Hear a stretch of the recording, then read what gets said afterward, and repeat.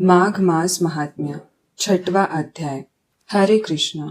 पूर्व समय में सतयुग के उत्तम निषेध नामक नगर में हेमकुंडल नाम वाला कुबेर के सदृश धनी वैश्य रहता था, जो कुलीन अच्छे काम करने वाला, देवता, अग्नि और ब्राह्मण की पूजा करने वाला, खेती का काम करता था। वह गौ, घोड़े, भैंस आदि का पालन करता था। दूध, दही, छाछ, गोबर, घास, गुड़, चीनी आदि अनेक वस्तु बेचा करता था, जिससे उसने बहुत सा धन इकट्ठा कर लिया था। जब वह बूढ़ा हो गया तो मृत्यु को निकट समझकर उसने धर्म के कार्य करने प्रारंभ कर दिए। भगवान विष्णु का मंदिर बनाया, कुआं, तालाब, बावड़ी, आम, पीपल आदि वृक्षों के तथा सुंदर बाग बगीचे उगवाए। सूर्योदय से सूर्यास्त तक वह दान करता। गांव के चारों तरफ जल की प्याऊ लगवाई। उसने सारे जन्म भर जितने भी पाप किए थे उनका प्रायश्चित्त करता था। इस प्रकार उसके 2 पुत्र उत्पन्न हुए, जिसका नाम उसने कुंडल और विकुंडल रखा। जब दोनों लड़के युवा अवस्था के हुए तो हेमकुंडल वैश्य गृहस्थी का सब कार्य सौंप कर तपस्या के निमित्त वन में चला गया और वहां विष्णु की आराधना में शरीर को सुखाकर अंत में विष्णु लोक को प्राप्त हुआ।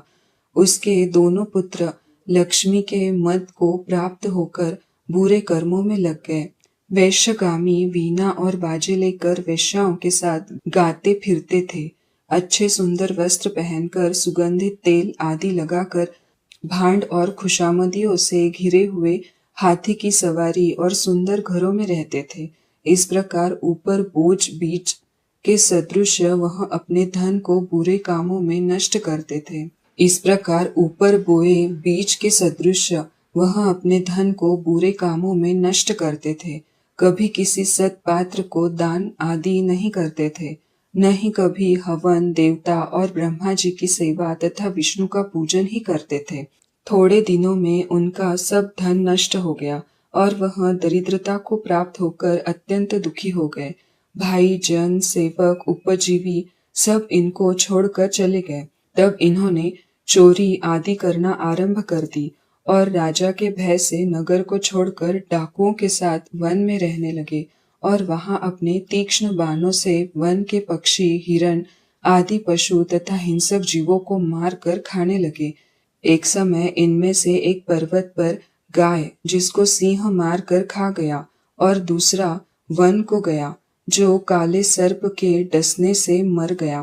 तब यमराज के दूत उन दोनों को बांधकर यम के पास लाए और कहने लगे कि हे महाराज, इन दोनों पापियों के लिए क्या आज्ञा है। इति श्री माघ मास महात्म्य छठवां अध्याय। श्री कृष्ण चरणार्पणम वस्तु।